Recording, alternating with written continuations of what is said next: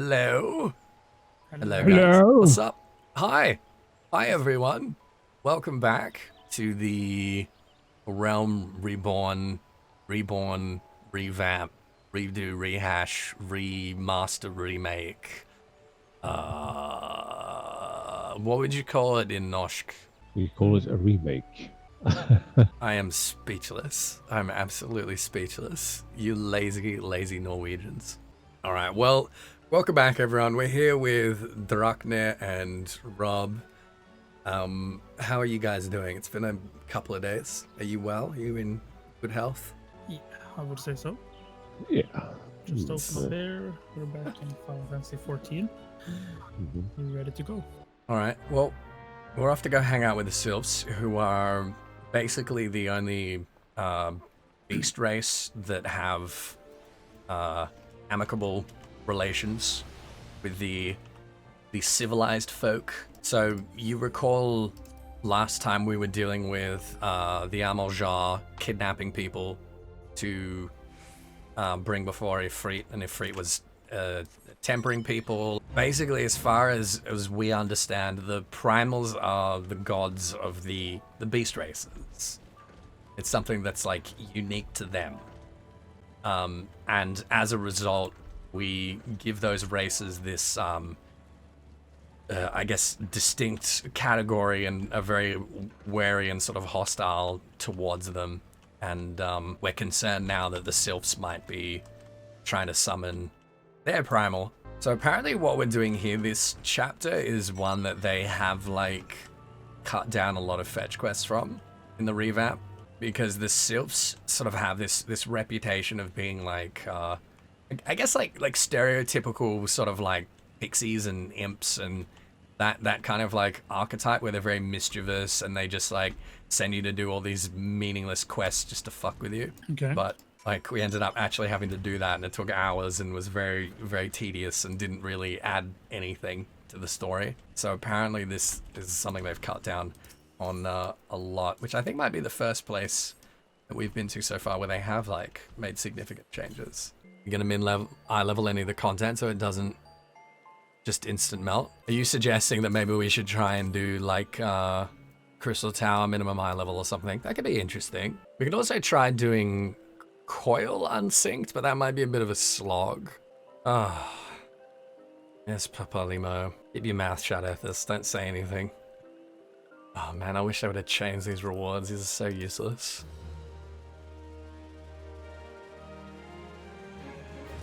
You used to use poisons in Raid, in a Realm Reborn. The main stat potions, and then you used to use poisons as well. Yeah. Yeah, they were really powerful, yeah. But that hasn't been a thing for a long, long time. Peter's recovered from her leg cramps. How the hell does, like, a professional martial artist get leg cramps from dancing for some cabbages? Like, she can do backflips and, like, flying spin kicks and shit, no problem. But she has to do, like, a step dance for a couple of minutes. Silly eater. They've trimmed a lot. We have to kill Collect in that quest? Yeah. Yeah, because it used to be, I mean, it used to be, like, deliberately tedious to kind of indicate how, like, cheeky the Sylphs were. Same as, like, the Moogles in Heaven's Ward, you know? That was Koji trying to be funny and just, like, trolling people. Most people didn't really appreciate that very much. Although, I think people really overstate, like, how long that Churning Mists chapter takes. Remember that time when Black Mage could use Physic? Yes. And cross-class skills were wild. So they used to be, used to have to level cross classes for each of your jobs. So, for example, if you wanted to play Dragoon, right, you had to have Lancer at level 30, which is still the case. But then you also had to go and level Marauder up to level 15 as like a secondary class. And then you had cross-class abilities, so abilities that Dragoon would need at endgame that would come from a variety of different jobs. So it was quite often, like Swiftcast was a white mage spell that was level 30, no, it was like level 40, 43, something like that originally. And every single magic class needed that. So you had to go and level any magic class you were playing. You had to go and level White Mage to level 43 to get that skill. It was level 28 Thaumaturge. Okay, not even close then. not even close. But still, like that took hours. And every job you had to do that. There was at least like 3 or 4 other jobs where you would have to level them up to like Blood for Blood. Was it Blood for Blood or Raging Strikes, or I don't remember what it was, but Quelling Strikes I think was quite high. I thought it was kind of cool having like secondary classes and having cross-class stuff, but it was it's a bit of a grind. It was not approachable and was not very sort of casual friendly. So we're very, very close to the border of Imperial occupied territory here. Meaning? You've seen a little bit of the Imperials, right? Gaius and Nero and, you know, the ones that were watching us while we were fighting Ifrit and all that. Yeah. Yeah. So they have conquered most of the known world at this point. And Eorzea, the realm that we're from, is one of the last little pockets of the world that's kind of holding out against them. Okay. But in the East Shroud here, we're very, very close to the border with Yerebanya, which is an Imperial occupied and controlled territory. So there's a lot of like border skirmishes, and the Sylphs are kind of like stuck in between Gridania and the Imperials. So they're very nervous about that. And people are suspecting that that might be why they're looking into summoning their primal. Potential collateral damage. Yes. So people here are talking about men clad in strange armor and metal walking monsters and stuff like that. It's obviously referring to the Imperials. So if you come over here, or if you look on my stream for a moment, Yeah. this is the gate to one of the Imperial castrums, one of the fortresses. And in the background there, you can see a huge wall called Belsar's Wall, which is built by Gaius van Belsar, that basically separates Eorzea from the Imperial territories. Are we ever going there? Maybe. Can we kill the big dude? Yeah, we can kill this guy if you like. Oh. There's a lot of... and let me summon my Chocobo as well. There's a lot of refugees in the forest here from Yerebanya and Alamigo, which is the nearest city on the other side of the wall. Alright. And basically, they got a huge problem here because I told you about how the Gridanians have got this like pact with the elementals to stop the forest from trying to kill them. The elementals do not have any such pact with these refugees. So the refugees are not really allowed into Gridania, and they have everything in the forest trying to kill them at basically all times. And the only way for the Alamegans to escape Imperial territory is to A, find a way over that wall, and B, somehow survive getting through the forests. Bad time. This thing's got a lot of health. Just noticed. Drakne might consider tank stance.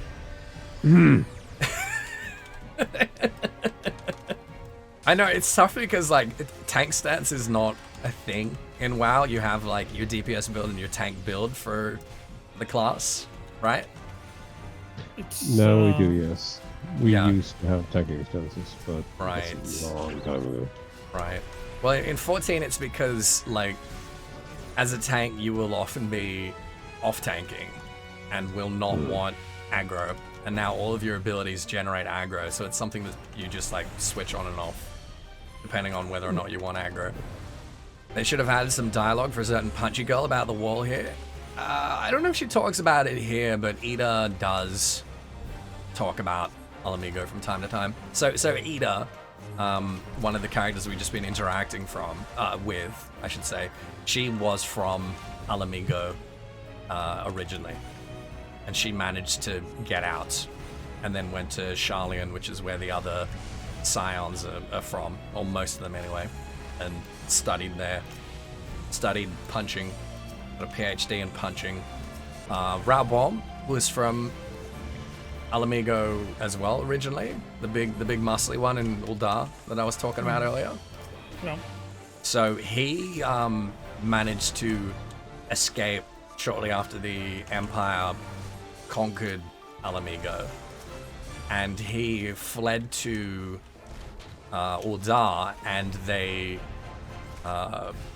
arrested him and threw him in the Colosseum. He was like a gladiator slave for like 15 years before he earned enough money by winning 1,000 matches in a row to buy his own freedom and buy the Colosseum. And is now like one of the richest people in the city. That was in Uldar, right? Mm-hmm. But there's a lot of stuff in the backgrounds about Alamigo and Alamigan characters, and Alamigo being the one part of Eorzea that's been conquered by the Empire, and a lot of refugees sort of wanting their freedom, and no one else in Eorzea wanting to commit to a war with the Empire. It becomes pretty important not too far down the road. Oh god, this guy's got so much fucking health. Yeah, I'm just out on my phone pressing 1 and 2, so... They all have Sheffield accents. Yeah, they all have, like, you making Sheffield? I just thought it was more of a York accent. Anyway, they all have like a very specific Northern English dialect. Kind of like how all the Hrothgar have Icelandic accents. The race subtypes are an Eorzean distinction. Yep. Yeah. That kind of reminds me. Drak. Brakne. He's fallen Sorry, asleep. what? 189,420. Oh, great. I've been bothering Drak with a daily update on the price of a token in World of Warcraft. Oh, okay. And it's been like going above 200k. Well, damn. And now it's down to under 190 again. What's this for?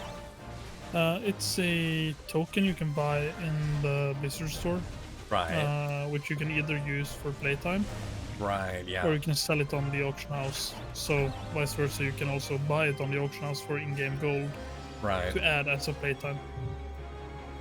But it's a legal way for RMT, I guess. Mm-hmm. And it's been like sub 170k for a year. Is that good? Is that cheap? 170k is kind of bad, I guess. Oh look, now we got a bunch of people showing up. Look at all the chocobos. So when it's peaking in 200 area, it's quite a good boost Oh to yeah. the amount of gold you get. At least if you want to have some on you before the pre-patch. Oh yeah. Because they're doing like a gold squish. Like the prices of things won't go down, but Yeah. they won't squish the amount, or they squish the amount of gold you earn and like how fast you can earn and farm gold. Mm-hmm. But they will not squish the prices. That sucks. Oh look, we got a minion. Baby Bun. It was all worth it. Next time Rob says, "Can we kill the big one?" slap him for me. Yeah, it's mainly a level and stat squish, or Mhm. number squish in general, but they'll also now do a gold squish. Well, of course, the economy in World of Warcraft is super bad at the time being. So they're gonna do a gold squish, but they're not gonna reduce the cost of the tokens. They're not gonna like adjust prices. No, they'll just do so. That if sucks. you can get a token for a game 200k now to You wanna bring get with it you now. into Shadowlands, Yeah. I think the gold amount you'll get from the token is getting squished as well. That's why I've been like keeping track of the actual price of it. Right, I understand. It's interesting that it was obviously designed as a way to try and control the RMT, but it hasn't stopped RMT, has it? I would say instead of they losing money, because people will do RMT whatever. I guess It's just allowed there's always Blizzard to make a little bit of money out of it. There's always a bad egg doing whatever he wants. Oh, yeah, of regarding course. TOS and whatnot. So why not do it in a legal way where they actually earn a few bucks for adding some gold to our character or to account? And the difference between third-party RMT and Blizz on token isn't too big actually. I mean the price difference. Yeah. Yeah, and you're also not gonna get like your account stolen. No, exactly. Like there's no way of losing your account or you will never give away your account info. They'll just trade you because these people have people on all servers and instead of being in the risk, if for example you have traded with Gallowex, I don't know if you got all the news about that one. No. Gallowex is a bigger boosting community that was very active and large in World of Warcraft. Right. And they just got hooked for RMT and some shady business. Like people from Gallowex was doing RMT behind the backs. It's been a whole blame game, I guess. Yeah, we have a lot of stuff like that in 14 as well. Like a lot of big guilds will sell carries for ultimate raids and stuff like that, which is mostly what RMT is used for in 14, is housing stuff, because that's very expensive, and yeah, buying clears. So I understand why Blizzard actually moved over and started kind of getting a piece of the cake themselves. Yeah, I mean, especially now that people are afraid of doing RMT. Yeah. Like, I don't understand why you should do it in the first place, to be honest. Like, if you have to buy your way around the game, why are you even playing? Like, if you're just gonna buy your way to the top and not really play or do any content, well, what's your expectation? It's the EP, isn't it? I guess. That's why people do it in 14. They buy like clears for ultimate raids, because then they can like dance around with the gear that they get for clearing it, and you know, everyone check out my EP. There's at the time being before pre-patch, because of the drop chance being changed for final boss mounts to raids, which are 100%. If you're 10 man, it's 100% drop chance for one, and 20 for a full raid of 20. Right. Or two mounts for a 20-man group. People are selling clears for that boss. So basically, you get 2 people per run who will get the mount, and then you have like the rest of the raid or group is just like from the community that's doing the boost. Each slot goes for 350k gold. Right. So if you go back to before the price of the token went up, you had to buy 3 tokens for 60 euros to buy that if you didn't farm it yourself in game. Yeah, that's a lot. And then also you have the super expensive mount I added. There's a Longboy dinosaur. Which has a auctioneer NPC on it. It goes for 5 million gold.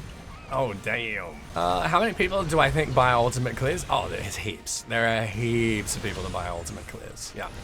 And there's a couple of like large FCs in 14, like hardcore raiding FCs that have gotten in trouble for selling them, and they sell them for a ridiculous amount of money. They'll do like $1,000 for like a full set of Ultimate, and people will buy it. We're talking real money, right? Yeah. Okay, because they kind of found a loophole on World of Warcraft. Boosting communities do it for gold. And then I guess they just move the gold out and do RMT with it afterwards. Yeah, it's very common for people to do it for gold in 14, but there have also been like direct RMT like and that also for it. You have like, which was one of the cases with Gallowix, was on the 8.3 World First race. Bigger guilds doing the race has been said to do buying gold and equipment from the boosting communities. So they're not only earning money right now and selling it for real money, they also save up and have it banked for events and bigger, I guess, volume. It depends on the fight. Webster, there's some that you can 7-man, but I'm pretty sure for all the ultimates, it's people like piloting your account. Anyway, it's yeah, very, very much against the terms of service and not a great practice. Would not endorse it. It's a big issue in the World of Warcraft community as well, because you have some who are either using a lot of real money, buying gold and inflating the auction house and whatnot, and then you have the boosting communities who kind of set the bar for the cost of doing anything. And since they also introduced a add-on called Raider.io, which is basically a score depending on how well or how much progress you had on current content, there's no way to prog the higher endgame content. So either you're stuck trying to find a pre-made, or be lucky to join a high-end guild, or you'll have to buy a boost, because past looking for raid and maybe normal, you won't get a pug group. Then you're stuck doing all content, because like item level and your stat has nothing to do with it anymore because of the add-on and the score. Well, it's the same in 14. There's a damage parser which records logs basically for your performance as a percentile across various fights. And if you want to join like a even semi-hardcore static, even like, you know, a lot of casual statics are like really obsessed with it as well. You basically need to demonstrate that you can get like, you know, at least a sort of 80 or 90 percentile for the previous tiers at the very, very least to be considered. Yeah. But it's not an official add-on, and it's one of those things that is technically against the terms of service of Final Fantasy XIV, but it's like, if you don't use it to harass people, then the devs are like, whatever, it's fine. But the moment you start to like chew people out in game for, you know, like not having good DPS or not having like a high rating in FF logs, then and they'll come down on you. I don't think Bliss actually care about the I don't know. About people in the community harassing each other? No, I don't think so. I don't think they care very much about that. That's also the reason we are preparing a guild, or at least trying to, for Shadowlands. That's a good idea. Which hopefully we will then have enough members to at least do maybe mythic dungeons, just to get some progress without having to bug it way too much. And of course it would be nice if we could do looking for raid or normal in time, sometime. That's down the pipeline, way down. Oh, it's a good plan, I think. Alright, I see a bus and go you're on. part of it though. Yeah, no, I'm counting on it. Alright, let me know when you're done with that, because I will show you the quest that you need to do to get your Chocobo companion. And then you can start leveling him? Is it Chocobo him? Well, there's a she. No, it isn't him. No. I did that quest 2 days ago. Fuck. Well, I mean, you don't have to agree with that. You want your chocobo to be a female? Oh yeah, Ishgard's not permitted to export. Yeah, that's right. Yeah, Ishgard doesn't export females because they want to control the breeding industry. Yeah, Oshifos Black Chocobo, I'm pretty sure, is a female. Oh, I'd forgotten about that. That's really interesting. I have had somewhat an epiphany. Oh yeah? I think I may have a chocobo problem. A chocobo problem? Yep. Oh no. Kind of problem. I need more chocobos. You need more chocobos? I need all of them. Oh, well, you'll get more chocobos, don't worry. Can you breed chocobos? Can. Is that a thing? Yeah, for chocobo racing though, so you can't like breed them and have them all as mounts. But you can breed them for the chocobo racing. And up to Bell Valley. Just gonna wait here for Rob to catch up for a second. Jealous? No, what do you mean? I don't understand the question. So the thing on the stick is called a Geisel Green, and it's what chocobos eat and what you have to use to summon your chocobo companion to fight for you. Is it really from the ARR? I feel sad for the chocobo. He just wants his dreams. Yeah, well, get it one day. Oh yeah, and then Webster has to come in here and show off, of course. Can I jump in the water or something? Not here. Is that a sylph you're trying to feed it? Yeah, it's a sylph's decapitated head. Man, I'm so tempted to buy the chocobo carriage, but it's so expensive. Hey guys, don't forget about Gamevo. Daddy needs his caravan chocobo. To buy my caravan chocobo.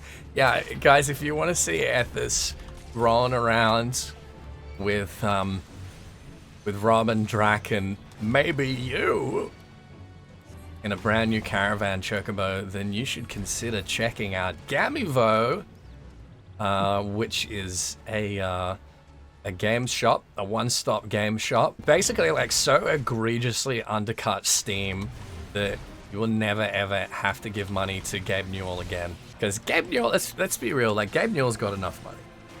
He's got enough. You know who doesn't have enough money? Ethys. Ethys does not have enough money. And if you buy your games through Gamevo, you'll save money, you'll make money for Ethys, and I can go and buy a fleet of chocobo carriages and take over the world. It'll be great. You gotta use my link.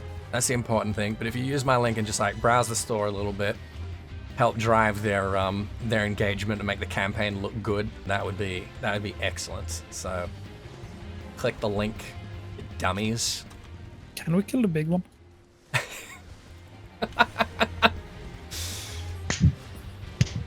He's going down quicker than the other one, so I'm just gonna... Alright, fine, let's do the big one. That was the sound of me giving you a distant slap. By the way. Did you feel it? I felt it. Finn had a... no, this one's dying idea, real easy. Because I keep having a bad posture when sitting too long. Mm-hmm. And his idea was to find a Catholic priest who can smack me in the back of my head with a Bible every time I slip down into the chair. Oh, it just sounds like you have a bad back and a headache. It's not the first time I've been threatened to thanks, be Nodon. today. Wait, why does Sly call me Alex so vindictively?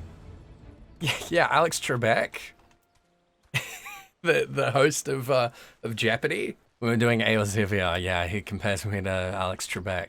I think it's just the combative, antagonistic relationship that I set up between myself and the contestants. No, I don't think so, Diagno. The first couple of sessions we were talking about 5.3 stuff a lot because it had just come out, and Rob was so far away from any of the words that we were saying to make any sense.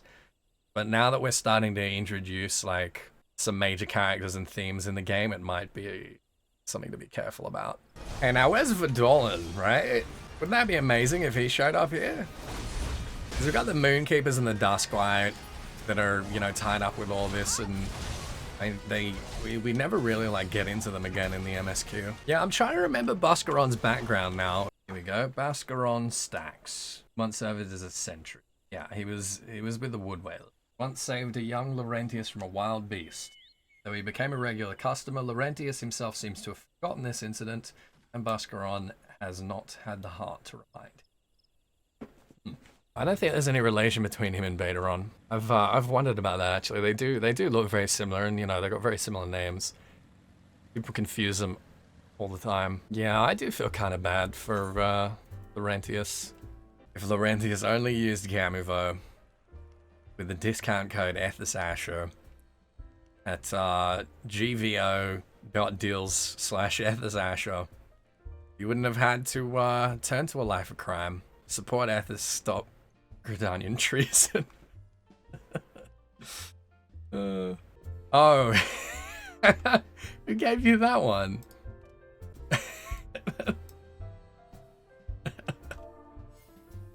Did this Vieira give you that one? Or did Webster give you that one? Oh my goodness. I think we just found another Bascaron Druthers role player. Come on.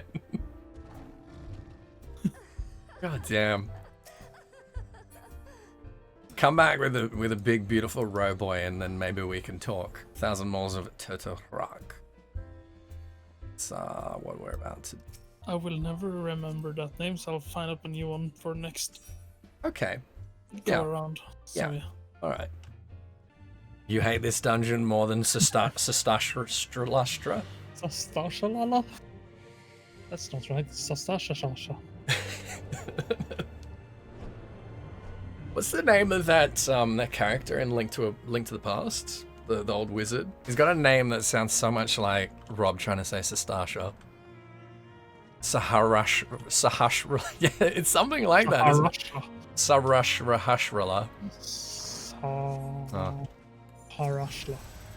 So this dungeon was in 1.0, and it was like an open world dungeon that wasn't linear. It had several different bosses, and basically like you can either do one of them or you could go and do all of them, and there'd be like different rewards kind of based on what you did. But they've repurposed a couple of the 1.0 open dungeons as instance dungeons in A Realm Reborn, and they all have like far more kind of labyrinthian, less direct layouts. So people don't like them very much, but I do, because they're different, you know. Am I supposed to go anywhere in particular? You go wherever you want. You experience the dungeon organically, and I will just do what I have to do to make sure that we get through it. By picking up this Magitech photocell. If any of you guys see a Magitech photocell, then grab it. Oh, cool. Saw something new. Mm-hmm. That's a Magitech person. Yeah, we did get new sub-badges. They're cool, aren't they? Right, tanking, I can't fix it up. Nah, you're good. You're fine. Man, I wish I had regen. I'm starting to wish you had regen. Ah, you'll be fine. If you do end up in a situation where you're getting this for leveling roulette like every day, then yeah, like it takes a little bit longer than some other leveling dungeons. Oh, should we do one of those afterwards? Leveling roulette? Yeah, we can do one of those. Just to knock it out. Yeah, yeah, for sure. Because you're pretty close to your unlocking ninja, unlocking your job. Yep. Which actually, Drak, you need to go and do unlock paladin as well at this point. Yeah, probably do. Yes. Next month, Tal and I will have been dating for 2 years. Makes me feel old. Old? 2 years? Oh, oh. Listen, it's Tal's longest relationship by like 1 year and 11 months. It's a big achievement for her, okay? Don't downplay it. I'm turning 30 next year, all right? I'm allowed to feel old sometimes. Drac, you want to chime in? Shut up, Drac. Okay, Drac, when you were 29, inside. when you were 29, right, staring down the barrel of your third decade on this Death. terrible, terrible plane, Were you having some days where you're like, oh man, getting old? All right, we got to come down here and get another photo cell. I never passed 28, so I couldn't answer you. Where you can't what past 28? No, I was saying I never passed 28 years old, so I couldn't answer your question. Oh. On that one. Oh, so you can only count up to 28. Yeah, That's pretty I'm good. celebrating my 28th birthday 6 times now. Oh, That's pretty good. the 6th anniversary of your 28th. Yep. It's nice. We Blizzard boys got something called Paragon. Mm-hmm. I am very tempted just to like not turn 30 next year because I think I'm worried that next year is not going to be 2021. It's just going to be 2020 part 2. Yeah. 2020 part 2 Electric Boogaloo. Indeed. Being on New Year's Eve. Yeah. Yeah. I'm watching the time. It's 23:59 and I just keep counting. Yeah, and then suddenly it's December 32nd. You're like, oh shit, we're in the end game now. All right, we need to go and get this one over here. Yeah, so I'm thinking if that's the case, if it looks like next year is going to be 2020 part 2, I think I just won't turn 30. Just pause it until everything is back to normal. Yeah. The definitive edition, the director's cut. We're going to have the Zack Snyder cut 2020. It's gonna be an hour and a half longer, and it's gonna have been like way longer in production, but somehow it's gonna be even worse. I think we can just nullify. Is that even a word? I don't know. 2020. Nullify, yeah, that's a word. Yeah, you English good, man. I wish 2020 was a Dragon Break. Actually, that would be helpful. What now? Dragon Break.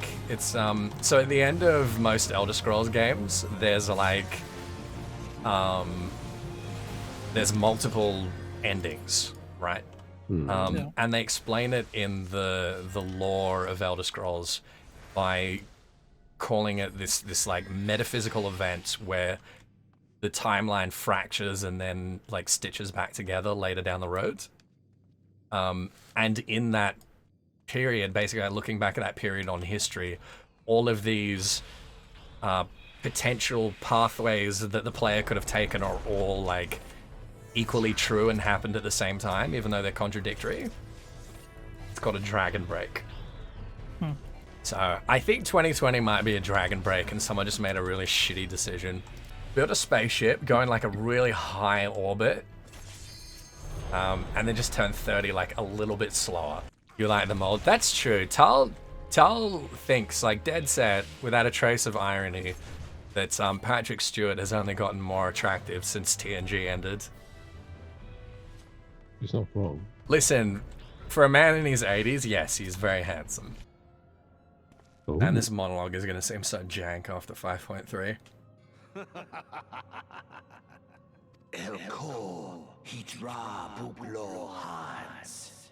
The dark minions.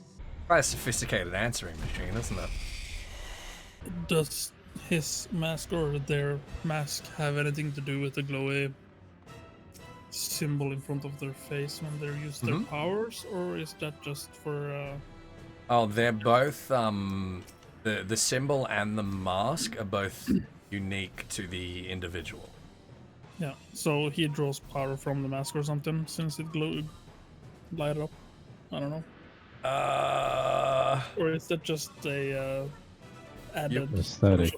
You'll find out. Look, yeah, okay. It's not much of a spoiler. The mask is just like an aesthetic thing. It's important. It has a lot of significance, but it's not the source of its power. Half, lower half, both halves, and everything we're talking about. But I was just wondering if it's actually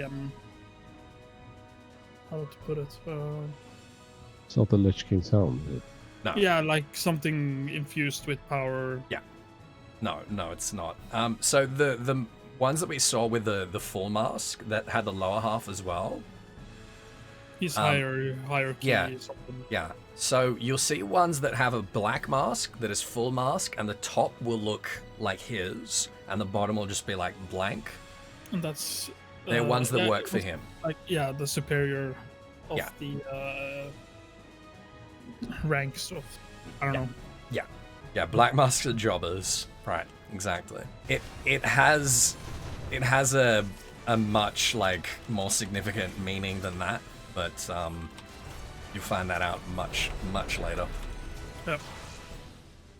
Have we talked about Lord Van Belsar about something? Yeah. Ever? Remember the cutscene when he was stepping off the airship? Yeah, okay. Yep. Yeah, he's the boss. The legatus of the 14th Imperial Legion. He's a very interesting character. He actually, another Imperial legatus from a different legion caused the calamity, the moon, Bahamut, that got pulled out of orbit and crashed into Eorzea. And Bahamut that came out of it and was actually a Allegan satellite and all that. That was a plot of Nail Van Darnus, the 7th Imperial Legion legatus. And Gaius Van Belsar actually fed us intelligence to stop it.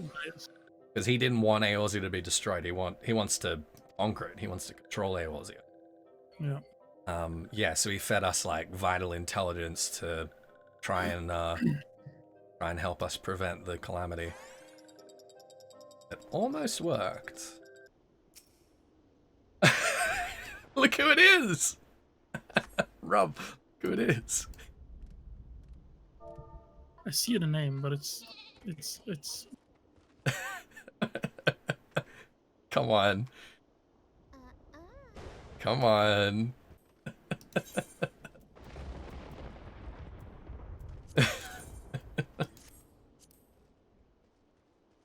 That's a really good glam. I love that.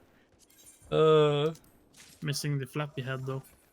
Did they sell Edda's Palace of the Dead outfit on the Mog Station? I know you can get her scythe on the Mog Station. Oh, they do sell her outfit as well. Someone get that for Edda.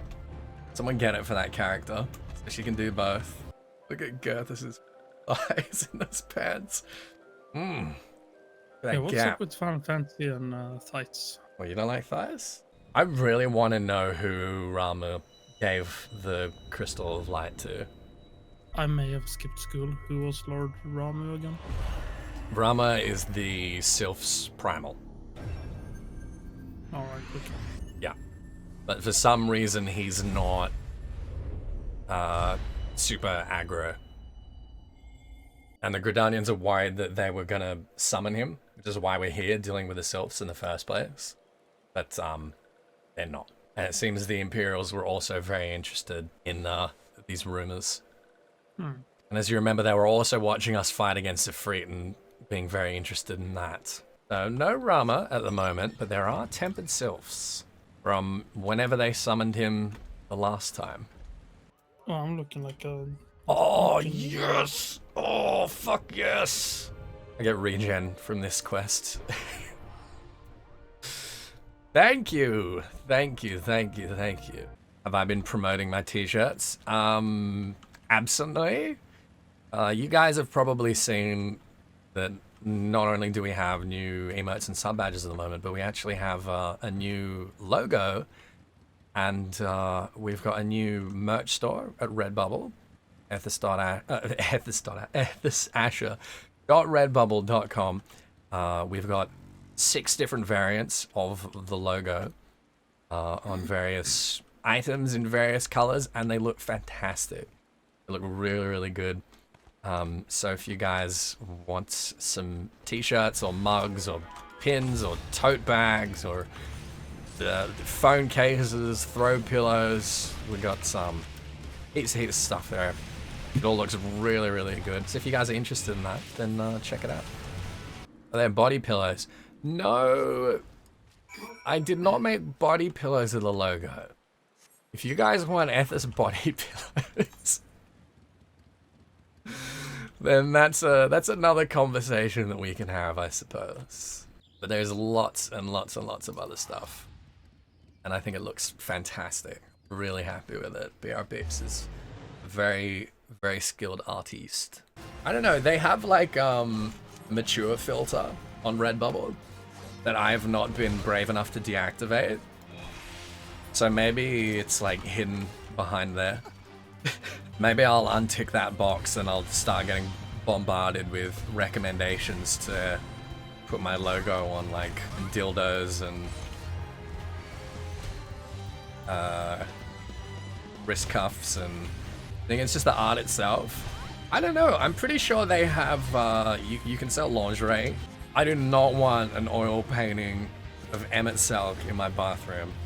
No, please. What a guys, that would be great. But I do not want that greasy rat man staring at me when I take a dump. It's already bad enough that I got Colin Firth and Jackie Chan there watching me.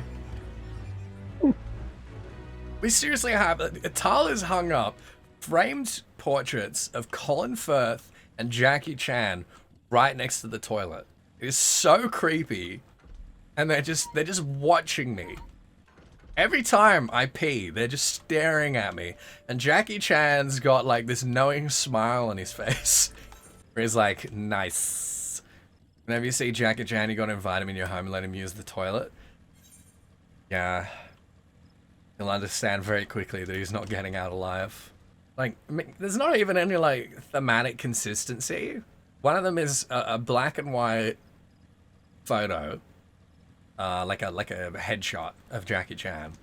And the other one is a reproduction of an oil painting that was used on the set of Pride and Prejudice of Colin Firth. I'm not allowed to hang up any photos of like my family anywhere. Because that's unsightly. Just to put that in context. You know, relationships are about compromise, aren't they? About a nude, Emmett? No thanks. No thank you. You want to hang up a photo of Graha nude in my bathroom? With his little crystal chub hanging out? Or Graha. Must be tough having a little crystal chub. Probably sat down weird and just like shat at the end of his crystal chub. Oh man. He's been through a lot. Was it? I don't know if it was Graha's or Ardbit's VA. My first thought was that it was Ardbit. But I'm not sure. I don't know if we have a confirmation for who it is. It'll never be unknown. Well, he could be now. Actually, we shouldn't be talking about Graha at all. Because not everyone here has finished 5.3. I mean, like Jackie Chan, he's approving, you know? He's got like a cheeky little smile on his face, like he knows what's up. He's judging and he likes what he sees. How do you feel about the fact they've renamed Twitch Prime to Prime Gaming? Because it's about like, I guess, consolidating the connection with Amazon. It's part of Amazon Prime. It's like you got Prime this, Prime that, and Prime Gaming. But Twitch isn't a gaming platform purely and exclusively. I guess you feel like you should be slamming a Mountain Dew. Slamming some of that G Fuel. Could be New World related. Maybe Amazon Prime members get an in-game benefit. Well, the thing is, like, there's a lot of Twitch drops for a whole bunch of different games as well. So I would definitely expect there to be Twitch drops for New World and some kind of integration there. But it's got to be more than that. Do I hate cat boys? Yeah, I do. I'm not interested in cat boys. I prefer the cat men. The cat men! By which I mean the Hrothgar. That's not obvious. You've never done Coil. Well, when we hit 50, we will all go and do Coil together.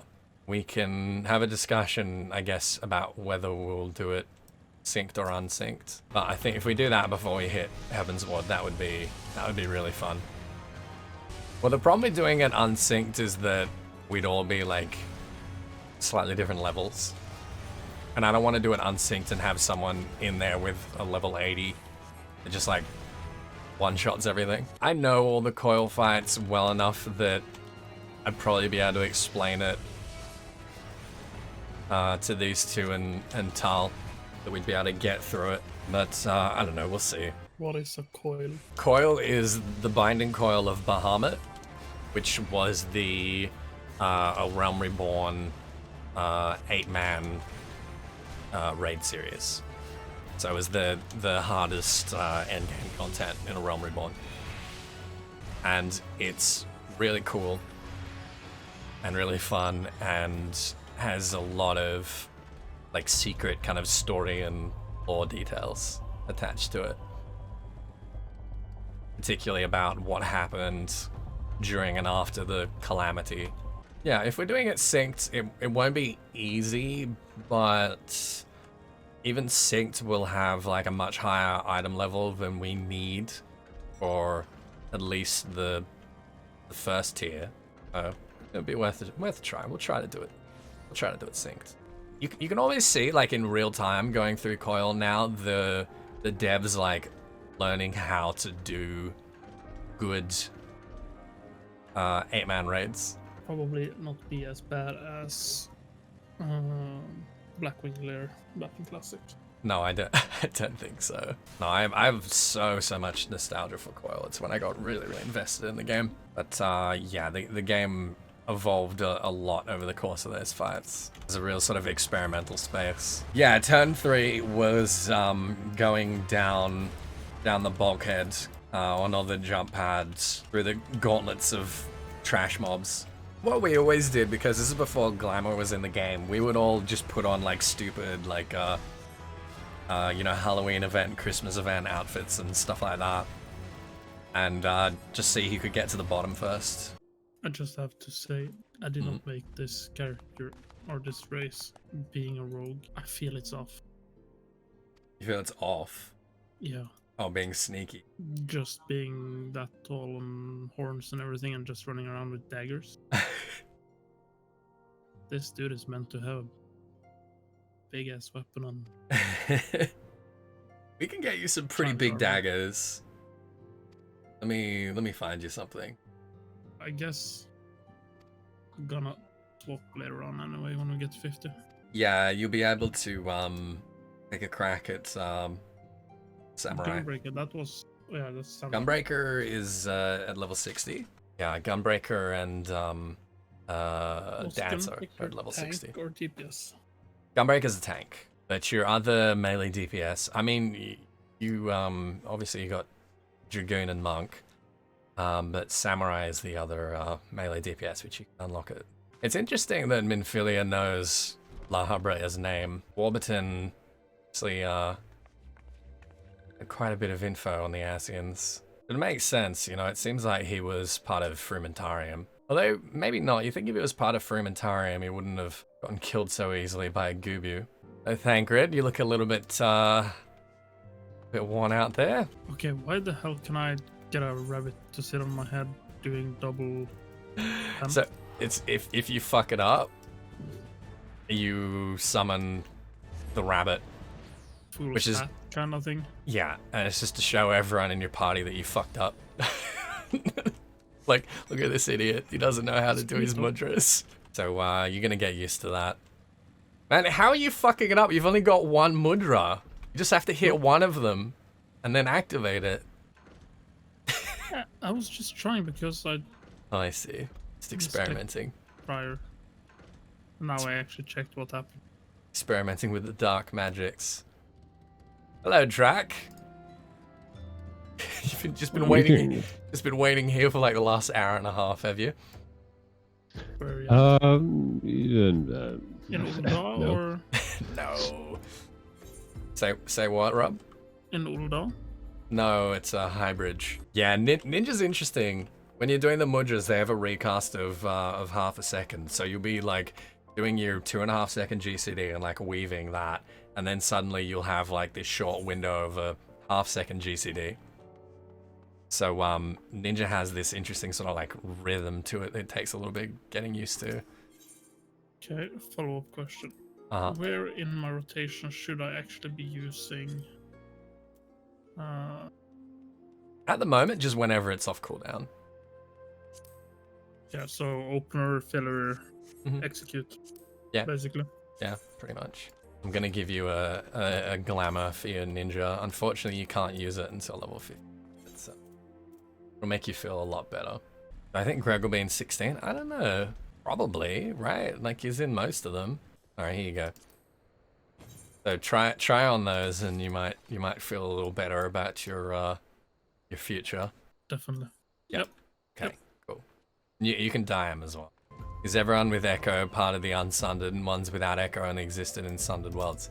I'm not sure what you mean. The Echo is basically like your soul is part of a unsundered soul, like a shard of a soul that existed as a whole before the sundering. But we don't know whether it was from like Amarot specifically or before Zodiac specifically. There's a lot that we don't know about it, and a lot of speculation. And I'm being a little bit careful about speculating about Echo stuff at the moment with these two jabronis here that are just starting to learn what the Echo is and what it does. So they're whipping up the Corpse Brigade here.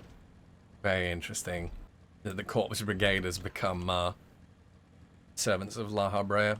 As you know, the Resistance isn't exactly gonna accept them. You can use Hide to refresh your Mudra. Refresh the cooldown on it. So in between combat, or at the beginning of combat, you can quickly smash it. Oh, you got your little flip now, by the way, if you hadn't noticed. Got your, if you jump when you got your daggers out. Yeah. So many spoilers for lore. I'm doing my best not to. I wasn't really caring about it in the first couple of streams, but now that we're getting a little bit more context for the stuff that I've been talking about, I'm being a little bit... Oh god damn it. I plucked the beard hair. Uh-oh. Mustache hair on the tap of the bear cam. Oh, that's the worst, isn't it? Fucking A. Oh man, that hurts. And as soon as you feel it like pulling, Yeah. you're already It's too late. past point. Yeah, Yeah. it's... You've done goofed. Oh, fuck. That's the worst feeling. Okay, so you remember I was talking to you about Alamigo and showing you that big wall and talking about the refugees in Yes. the Shroud? Yeah. So where we're going now is basically a shanty town of Alamigan refugees that have managed to escape. And no one's wanted to take them. Uldar hasn't wanted to take them. Gridania can't really take them because of the elemental. So they've made a... Well, you'll see. You'll see. But this is our introduction to their whole effort, I guess. Sloppy. Tuko, what the hell is that? Ah? Bah? It was a tuko. I do not know what a tukul is. It was a mob back where we entered to wherever we are. It's like See. those callbacks Oh. in Diablo. Tuku. Right. I see. Just said it in super Norwegian. Yes, you did. So, Alamigo had this, this psychopath king, that was a real kind of like Richard III type, and, you know, slaughtered most of his own family and was just like rounding people up in the streets and beheading them out of suspicion of, conspiracy. Real nice guy. Yeah. And they basically had a revolution to overthrow him. And Gundebald, this guy, the guy that leads this community, was one of the leaders of that revolution. But Kinda looks like your mate. kinda, yes. Yeah, suppose. But basically the night after they overthrew this mad king, Gaius van Belsar and his legion moved in, as they had just been sort of waiting until Alamigo kind of destroyed itself, and they just marched in overnight, and no one was really able to fight back against them because they'd been embroiled in this internal civil war. And yeah, people, you know, some people managed to get out over the following years, but yeah, Gundobald was so like jaded after fighting against this mad king for so many years that when the Empire moved in, he was just like, fuck it, I'm too old for this shit, I'm done. So they're just trying to make the best that they can of it here. But it's been like 20 years, so they've had a whole generation, basically, they've kind of raised here. Thavnair and Hingashi have both managed to maintain neutrality. So Thavnair trades with the Empire, and basically we receive Ilzabardian goods and they receive Eorzean goods through Thavnair. Thavnair is also the only nation that has any diplomatic relationship with Mericidia. They trade with the Mericidians and receive a lot of alchemical goods from Mericidia. Because Mericidia's got an alchemist witch doctor tradition, what they call it there. And we receive basically anything that we get from Mericidia comes via Thavnair. So Minfilia is Alamegan as well. Hello? Don't poop out of toilet. Oh, okay. It's nice. It's very pertinent information. Thanks for sharing that. Oh my god. Did you guys hear that? Mm-hmm. Good. Alright, just make sure everyone's got that message, okay? No one poop, alright? We don't have any toilet paper left. Everyone's gotta hold it in. Gotta just turtle until tomorrow. I'll use all the toilet paper. For everyone. Forever. Yeah, of the Scions, Minfilia and Ida are both Alamegan. Arenvold here, he is half Alamegan, half Garlean. His mother was an Alamegan, and she was assaulted by a Garlean officer, and ended up having a child. And the Garleans, I don't know if you noticed with Nero, but the Garleans have a third eye. They've got like a little third eye on their forehead. And his mother, when he was a child, thought that he was growing a third eye and tried to cut it out.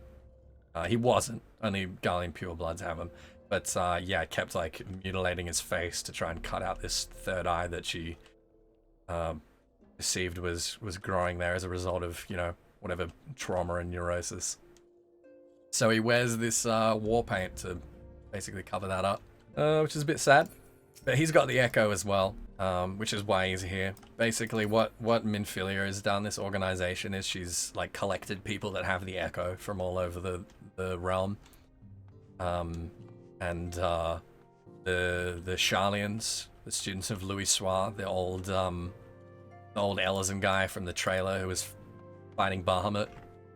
Yeah, his students are part of this organization as well. But there's a lot of characters in here that are sort of, you know, pretty sidelined at the moment, but end up becoming quite important later on. Yeah, it's been so long that it's easy to forget like how much of a setup this chapter is for Alamegan stuff.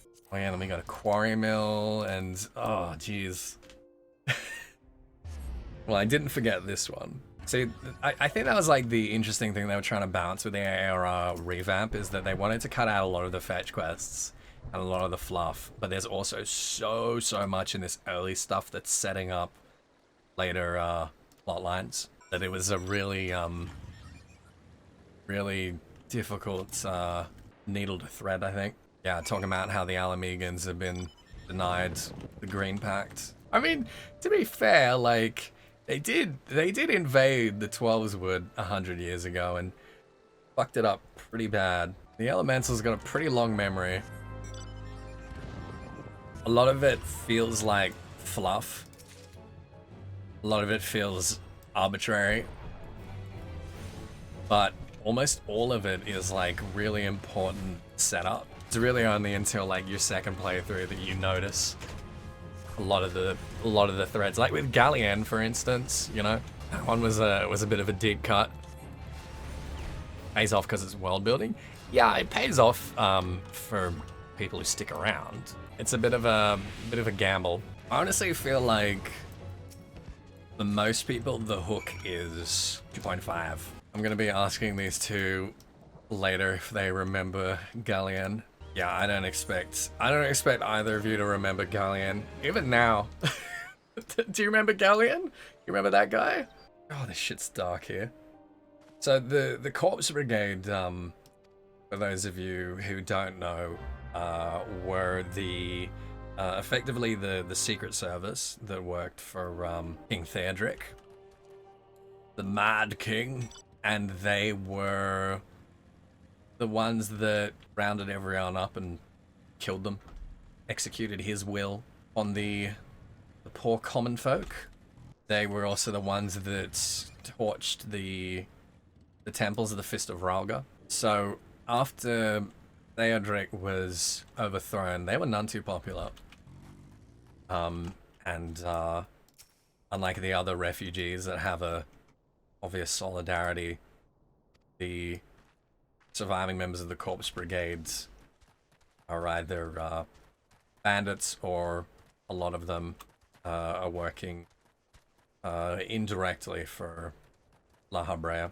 I am doing wonderfully, thank you. Doing quite wonderfully. Are you doing as good as the prices over at Gamivo? Not quite. I don't think anything really could be doing as well as the prices over at Gamivo. It's Givo dot wait, what's the fucking link again? Givo dot Givo.deals. I knew it. That's right. That's what I said. What I was saying all along. Perfect to slumber to. Well, until I start yelling. That's actually how Tal first started watching my stream. Was put it on when she needed to have a nap, and I just like lull her to sleep because I'm so fucking boring. Seriously though, guys, Gamivo, dirt cheap. You can get Steam codes for like 50%, 60% cheaper than you'll find them on Steam, and you don't have to give that dirty lad Gabe Newell any money. You can give it to me instead, and support the channel. So you really ought to have a browse, or at least click the link and make the engagement look good, so they sponsor me again. Hell yeah. Oh man, Ethys actually looks right at home here, doesn't he? I was just thinking that. I was like, who's that? Who's the conjurer? Oh shit, that's me. So what's going on here, if it wasn't obvious, Rob, is these Alamegan young people are trying to steal crystals from the Amaljar. Yeah. Crystals are what you need to use to summon primals, because they're like pure ether. So they want to steal the crystals and use them to summon Fuck. Ralga, Sorry. part of the Eorzean pantheon, one of our 12 gods, the god of destruction, and the patron god of Alamigo. They basically want to summon Ralga to free Alamigo.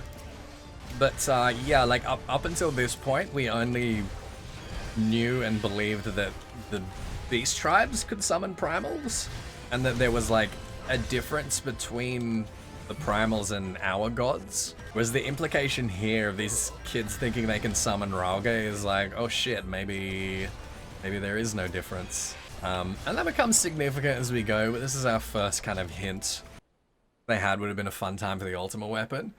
Yeah, that's a good point, actually. You know, knowing that, and hi Mike, how you doing, man? Knowing that we've got Nero following us around, you've got to imagine that as soon as they summon Ralga, we would be having a very interesting airdrop and acceleration, I would say, of the MSQ, which would probably not go so well for us at level 38 or whatever level we are right now. Man, I still think, like, it's so interesting how this, like, planted that seed in my head in particular about the summoning of Ralga, how that was subverted later on in ways that we will get to eventually. I'm being real careful. You can't tell. I'm being really, really careful. What is the quest? We're kind of, yeah, going back to Minfilia. From here, we're kind of, like, at the end of a chapter here. There is an optional dungeon we can do at level 35. which I would have suggested we could go and do real quick if you're like about to hit it. Did we learn aught of Laha Brea? I mean, not really. Other than that he's trying to convince the Alamegans to summon Ralga. Man, Minfilia was the only one that could ever put Tataru in her place. So here's our options. We just picked up the level 27 MSQ. We get another dungeon at 28. So we can either push through and do that, or we can wrap up here since it's midnight, and then next time we can basically start with that dungeon, and then immediately go into this level 35 Sunken Temple of Khan side dungeon. So we can do two dungeons back to back. And then, actually, then we've got Cutter's Cry, like, almost immediately after it. So we get, like, another, basically, 3 dungeons in a row. It'll be, like, pretty much right at the start of next session. So do you want to do that, or do you want to push through to this first one? How are you guys feeling? I know it's pretty late. We've been going for 5 hours now. I was in mid-combat, but yeah, guess I'm getting slightly tired. Yeah, me too. Honestly, and I need to grab myself something to eat. I barely had anything to eat before we started. I know Tal's already gone to bed, so I'm conscious about making a lot of noise. All right, well let's wrap it up there then, I guess. Don't eat, then you don't have to poop. So what we've gotten through there today is like one of 2 very like exposition heavy couple of chapters in 2.0. So like the big slog that kind of necessitated the ARR Revamp. That's a large part of it that we just did. And that previously, before the ARR Revamp, that would have taken us like 10 hours. So I'm glad it doesn't anymore. It's nice. That's good. So yeah, we'll pick this up again whenever we pick it up. Thank you everyone so much for watching. Glad we are finally back into the MSQ and making some serious headway, getting through a lot of this exposition and starting to see some of the changes and some of the places where they have like really cut down in the revamp, which is interesting. I think it's quite interesting. So do please give Rob a follow on Twitch. Give Rob some love. Slap the Gamavo link and just like scroll through there idly for a couple of minutes to make it look good for the engagement. And you know, if something jumps out at you, you're like, oh shit, Witcher for $7. Yeah, I could do that. Then you know, feel free. And you can use the code Ethys Asher as a first time discount, among with other discount codes I got running there. And the final thing is we've got new merch up for the new logo. T-shirts, mugs, pins, bags, all kinds of stuff with a few variants of the design, 6 different variants of the new design. So it looks really great. I'm really, really happy with it. I think it looks awesome. So if you guys want some goodies, then go and check that out as well. Thank you, Drac, so much for hanging out. Thank you, Rob. I really appreciate it, guys. Pleasure all mine. I really appreciate you guys facilitating me having an excuse to nerdgasm my way back through the early game. Very decent of you to facilitate that. So, much love to the both of you.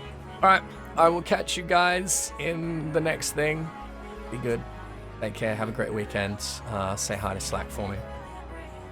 Okay. Alright. Cheerio. Bye-bye, everyone. Bye.